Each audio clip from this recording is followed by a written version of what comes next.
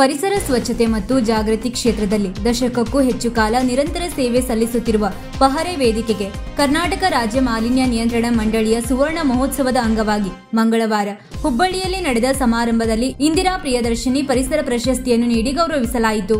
ಪರಿಸರ ನಿಯಂತ್ರಣ ಮಂಡಳಿಯ ಅಧ್ಯಕ್ಷ ನರೇಂದ್ರ ಸ್ವಾಮಿ ಅವರು ಪಹರೆ ವೇದಿಕೆಯ ಅಧ್ಯಕ್ಷ ನಾಗರಾಜ್ ನಾಯ್ಕ್ ಅವರನ್ನು ಸನ್ಮಾನಿಸುವ ಮೂಲಕ ಪ್ರತಿಷ್ಠಿತ ಪ್ರಶಸ್ತಿಯನ್ನು ನೀಡಿ ಗೌರವಿಸಿದರು. ಪ್ರಶಸ್ತಿ ಸ್ವೀಕರಿಸಿದ ಬಳಿಕ ಮಾತನಾಡಿದ ಪಹರೆ ಸಂಸ್ಥಾಪಕ ಅಧ್ಯಕ್ಷ ನಾಗರಾಜ್ ನಾಯ್ಕ್, ಈ ಗೌರವಕ್ಕಾಗಿ ಮಾಲಿನ್ಯ ನಿಯಂತ್ರಣ ಮಂಡಳಿ ಹಾಗೂ ಕರ್ನಾಟಕ ಸರ್ಕಾರಕ್ಕೆ ಧನ್ಯವಾದ.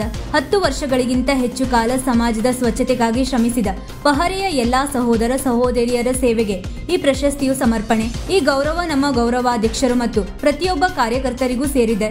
ಅಲ್ಲದೆ ಮುಂಬರುವ ದಿನಗಳಲ್ಲಿಯೂ ಪರಿಸರ ಮತ್ತು ಸ್ವಚ್ಛತೆಯ ಕಾರ್ಯಗಳಲ್ಲಿ ಪಹರೆ ಸಂಸ್ಥೆಯು ಸಕ್ರಿಯವಾಗಿ ಭಾಗವಹಿಸಲಿದೆ.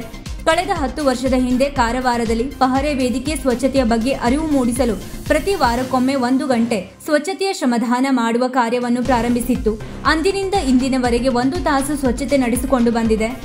ಅಲ್ಲದೆ ಕಾರವಾರ ಮಾತ್ರವಲ್ಲದೆ ಜಿಲ್ಲೆಯ ವಿವಿಧೆಡೆ ತೆರಳಿ ದೇವಸ್ಥಾನ, ನದಿ, ಕಡಲ ತೀರಗಳು, ಕೆರೆಗಳ ಸ್ವಚ್ಛತೆ ಜೊತೆಗೆ ತಂಬಾಕು ಉತ್ಪನ್ನಗಳ ನಿಷೇಧ ಜಾಗೃತಿ, ಗಿಡ ನೆಡುವುದು, ಸ್ವಚ್ಛತೆ ಜಾಥಾ, ಪ್ರಾಚೀನ ದೇವಾಲಯ ಸ್ವಚ್ಛತೆ ಹೀಗೆ 10 ಹಲವು ಕಾರ್ಯವನ್ನು ಆಯೋಜಿಸಿ ಜನರಲ್ಲಿ ನಿರಂತರವಾಗಿ ಸ್ವಚ್ಛತೆಯ ಬಗ್ಗೆ ಅರಿವು ಮೂಡಿಸುವ ಕಾರ್ಯಕ್ರಮವನ್ನು ಮಾಡುತ್ತಲೇ ಬಂದಿದೆ ಎಂದರು.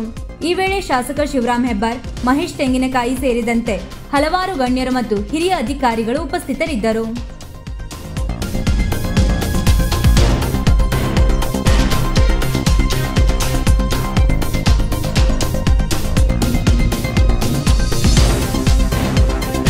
ವೀಕ್ಷಕ ಮಹಾಪ್ರಭುಗಳೇ, ನಮ್ಮ ಚಾನಲ್ ಅನ್ನು ಸಬ್ಸ್ಕ್ರೈಬ್ ಮಾಡಿ, ಶೇರ್ ಮಾಡಿ, ಪ್ರೋತ್ಸಾಹಿಸಿ.